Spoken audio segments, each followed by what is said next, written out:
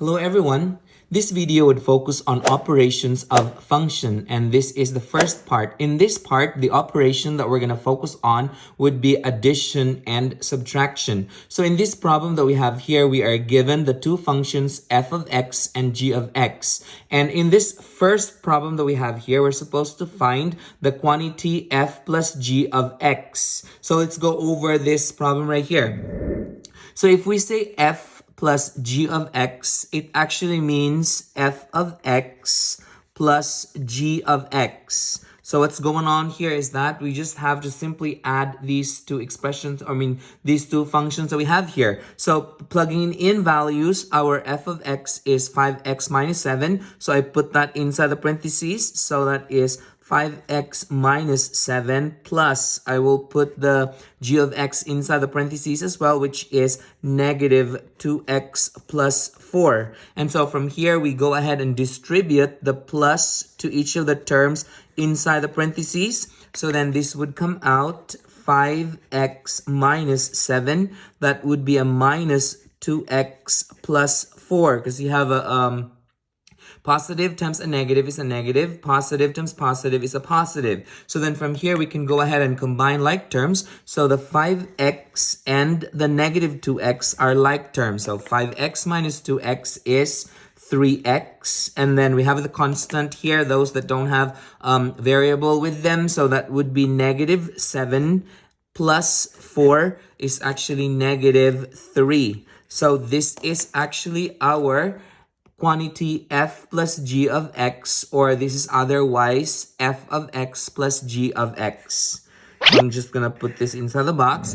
At this time, I would encourage you to pause this video and try this problem out on your own. And when you're done, unpause it and check your answer.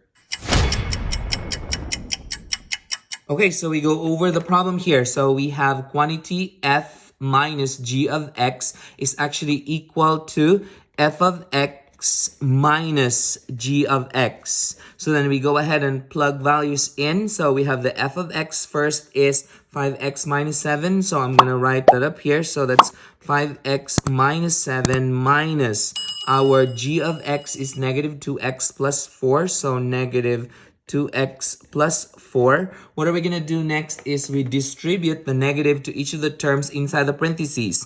So this will be distributed to the first term. This will be distributed to the second term as well. So then this would come out.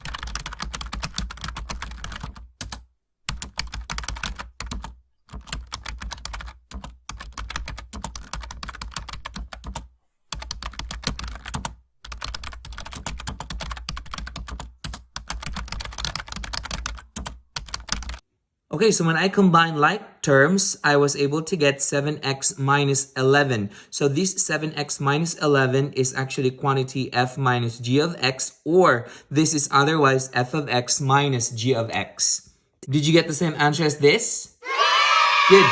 Perfect. Now let's move on to the next example right here. So this time around, this involves a linear function, and the other one is a quadratic function because again this is raised to the power 2. And then in these examples right here, I just wanted to make sure that we make a distinction between these two.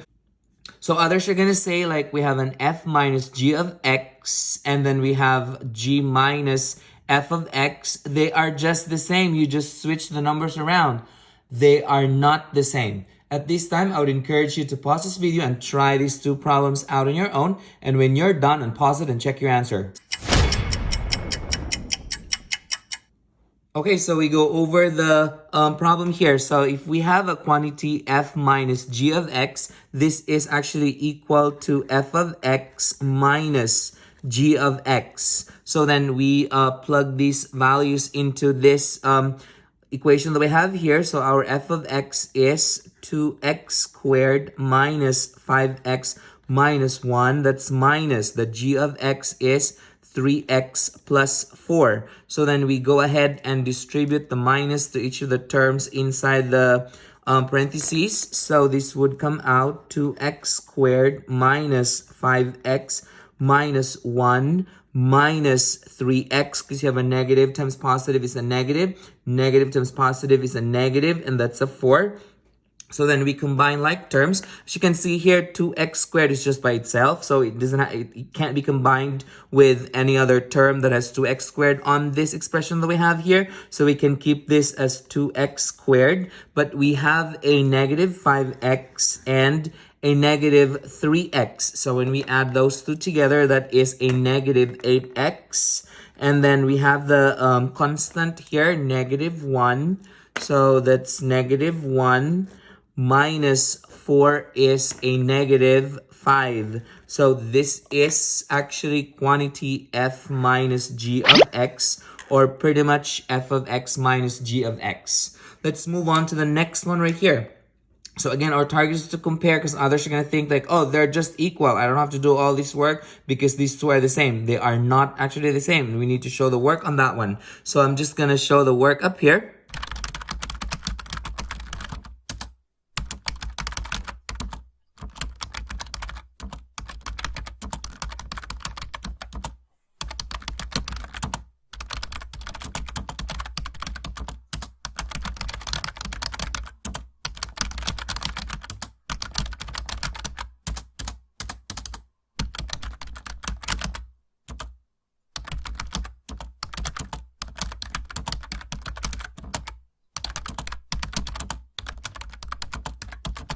Okay, so this is our quantity g minus f of x, or pretty much g of x minus f of x. So as you can see here, they are not the same because they were not set up the same as well. So we don't assume that these two will get the same answer. We need to show the math. Did you get the same answer as this? Good. Perfect. If you find this video helpful, hit like and subscribe for more math videos. See ya!